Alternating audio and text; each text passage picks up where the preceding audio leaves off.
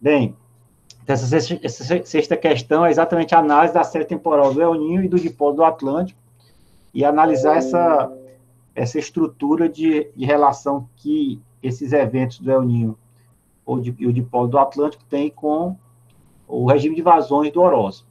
Então, aqui nessa base de dados, nós temos registrados aqui as vazões do horóscopo em metro cúbico por segundo, vazões médias anuais, de 1913 até o ano 2000.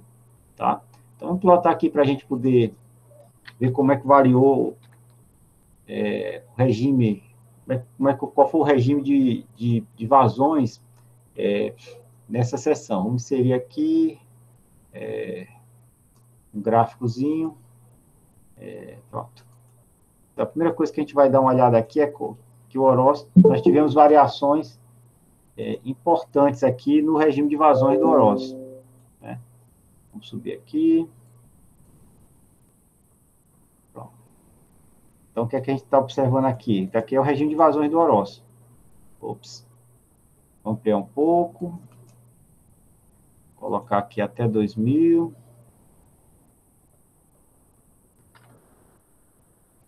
Aqui até 1910 aqui. Pronto. Então, o que a gente está observando, ó, que nós temos anos úmidos e anos secos. A gente vê também que os anos secos, às vezes, se concentram, né? Você tem vários anos seguidos de secos, vários anos secos. Os anos úmidos também têm uma certa persistência.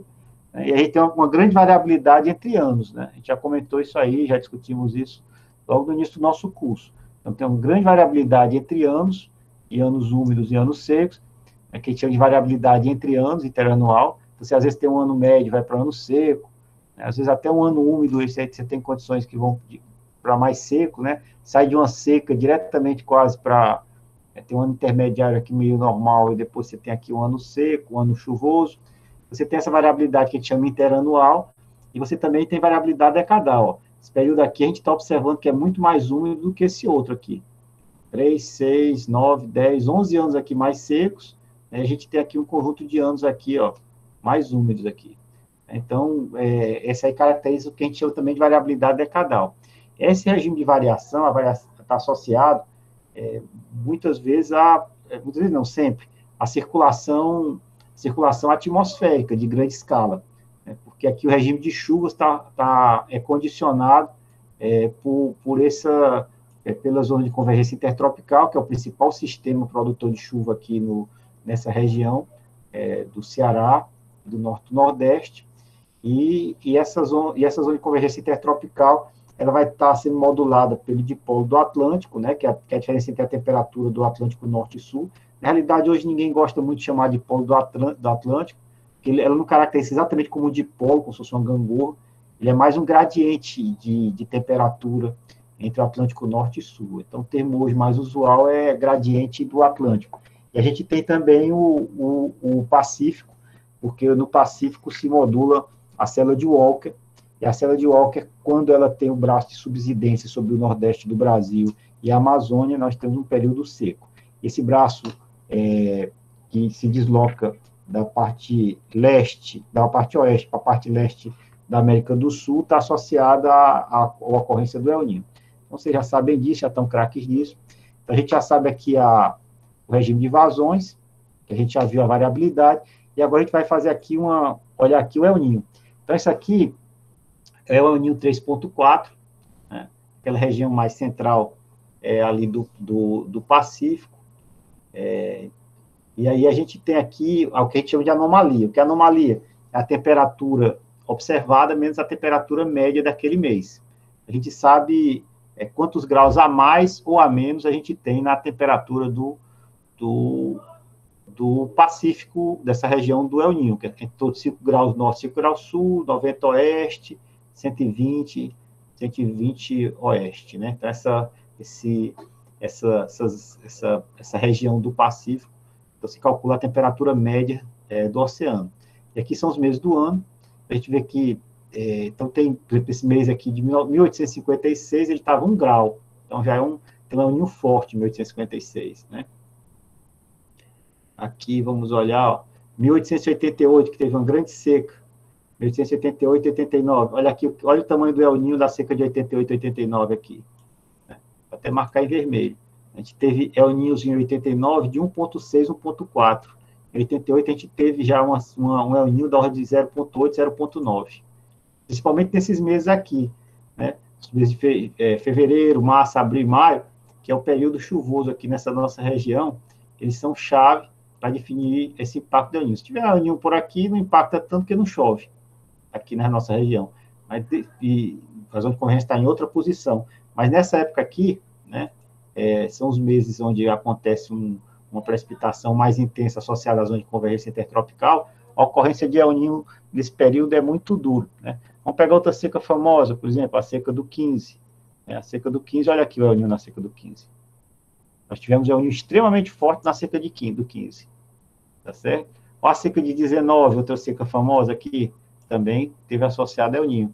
Então, essas observações sugerem que secas mais intensas aqui, né, estão associadas à existência do El Niño. Ou a seca de 58, que é outra seca muito famosa aqui, ó, né, teve um El Niño da ordem de grandeza de 1,4 em fevereiro, né, 1 em março. Então, durante o período chuvoso aqui, a gente estava com o El Niño extremamente forte, né? A seca aqui de 69, 70, né? Então, tem a seca de 70 aqui, que é a última grande seca, onde ainda houve muita morte de pessoas aqui no sertão. A gente também está associado ao El Niño, né? Outra seca famosa é essa seca de 83, mais 79 aproximadamente, mas 82, 83, aqui, Fortaleza, inclusive, chegou a entrar praticamente num colapso de abastecimento. A população ficou sendo abastecida aqui, com pressões muito baixas na rede, né? Normalmente eram recipientes que eram utilizados para armazenar água. Então, a seca de 83 está associada a um nível extremamente forte, ó, o nível da ordem de grandeza de 2,3, né? Aí aqui a gente vai ter a seca de 92, 93, aqui.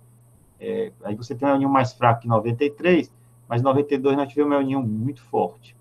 Então, o que a gente tem observado é que boa parte das ocorrências de seca, nesse período, né, estão associados a esses eventos de El Niño. Então, a pergunta é, e aí? Então, esses eventos estão correlacionados com o regime de vazões, né? E se a temperatura é mais baixa, o que é que acontece também aqui? Então, essa é a pergunta desse exercício.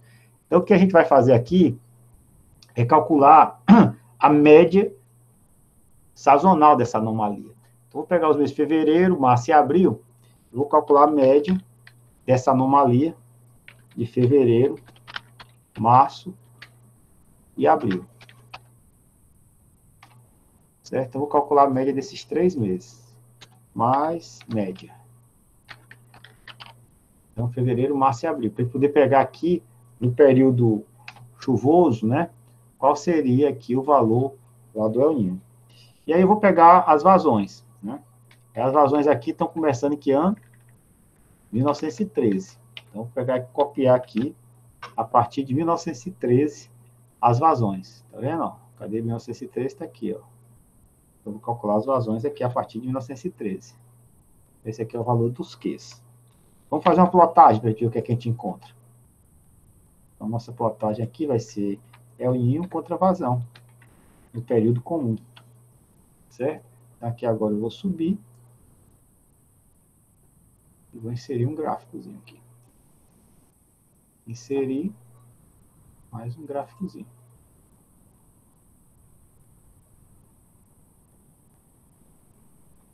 O que é que a gente está observando?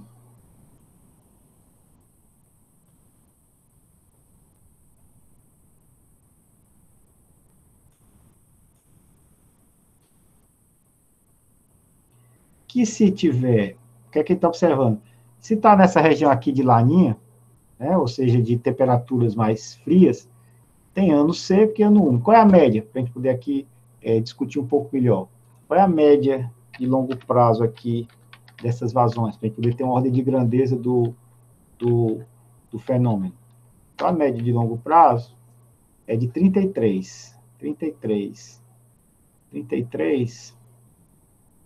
Vou botar 33 é mais ou menos por aqui, que é 25. que a gente tem uma variabilidade muito grande. Então, esse 33. Vamos atrás do número 33. Vou pegar aqui o valor da média. A média é essa aqui.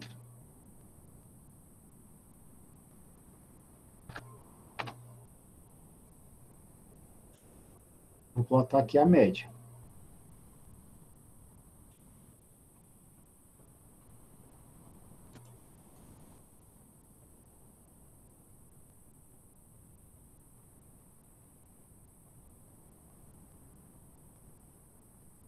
Eu vou adicionar uma série chamada aqui a média. Os valores de x são os valores do El Niño.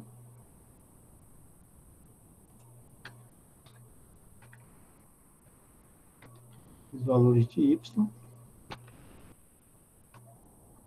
são os valores da média. Só para a gente poder ter o traçozinho aqui da média.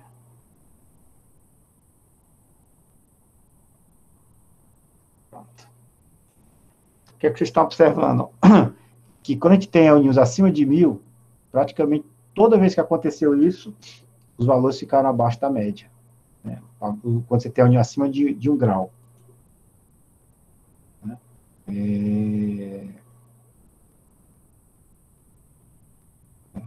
Quando você tem valor, para a laninha, não, pode ser mais seco ou mais úmido. Ela não tem você não tem condição de fazer uma inferência muito forte, se vai ser chuvoso ou seco aqui com a laninha. Mas quando tem El Niño e o El Niño acima de 1, a precipitação sempre fica aqui abaixo da média. Abaixo de 1, tem mais probabilidade de ser seco, mas ainda há uma certa possibilidade de ter um ano aqui em torno da média, um pouco acima da média, tá certo? Até um pouquinho mais úmido aqui, como é o caso desse aqui, tá certo? Mas anos úmidos, quando tem El Niño, a tendência de ter a probabilidade maior de ser seca. Se for El Niño forte, essa probabilidade é esmagadora, né? Se for laninha, é uma loteria entre ser úmido e ser seco, porque aí quem vai começar a condicionar o regime de precipitação vão ser outros fatores, como até o próprio Atlântico vai ter aí uma relevância maior. Deu para ver? Então, a gente pode construir algum modelo de probabilidade condicional em torno disso. Né? Qual é a probabilidade de a gente ter seca se a temperatura da superfície do mar é maior do que 1 grau?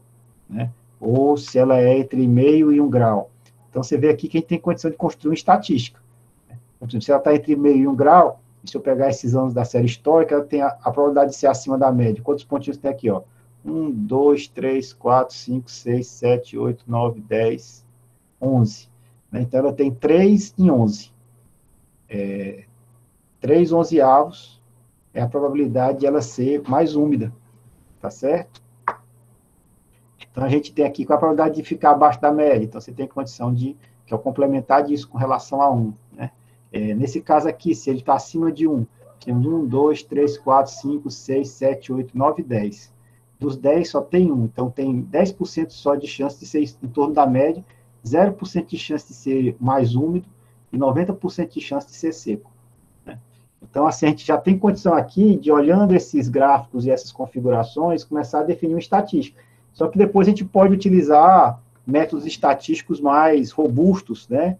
Que são métodos paramétricos, não paramétricos, tá certo? E algumas outras estatísticas, como alguns outros modelos estatísticos, né? Tem vários sofisticados, né?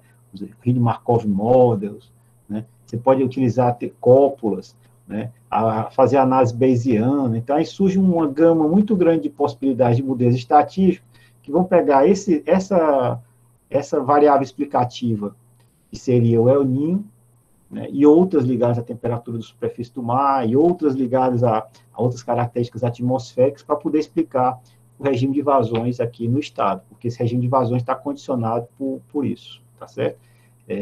Algumas delas vão considerar a não linearidade desse processo, outras não, etc. Né? Mas a gente observa aqui, no caso, que só o El Niño, somente Laninha, tem um ruído muito grande, principalmente se está trabalhando com temperaturas abaixo, para Laninhas, né? Temperaturas abaixo de 0, lá daí, que caracterizam esse regime de Laninha.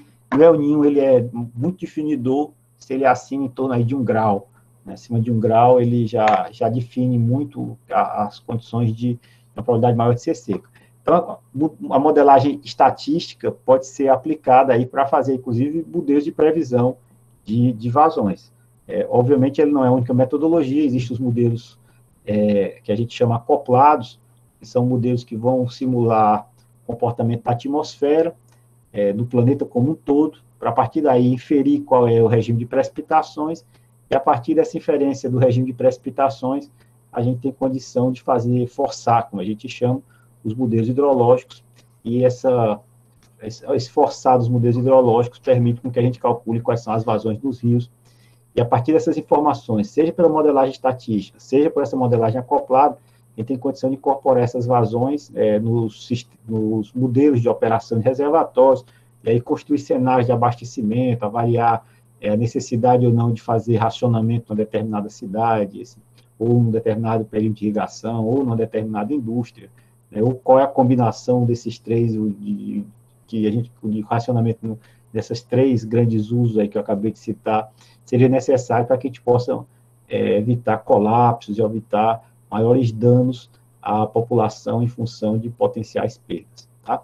Então, aqui é só para dar um pouco essa introdução aí dessa discussão, ainda na parte meteorológica, hidrometeorológica e climática, para poder dizer que esses fatores hidroclimáticos e esses fatores meteorológicos são decisivos para nós podermos entender o regime de vazão em um determinado lugar. Tá bem assim? Vou agora, então, esse aqui é o exercício 6, e com isso a gente encerra o que a gente considerou como problema tipo, né? E aí nós vamos partir para situações problemas e que vocês vão resolver, e em seguida a gente avança aí com o outro módulo seguinte, que é o módulo de precipitação. Vou parar agora aqui a gravação.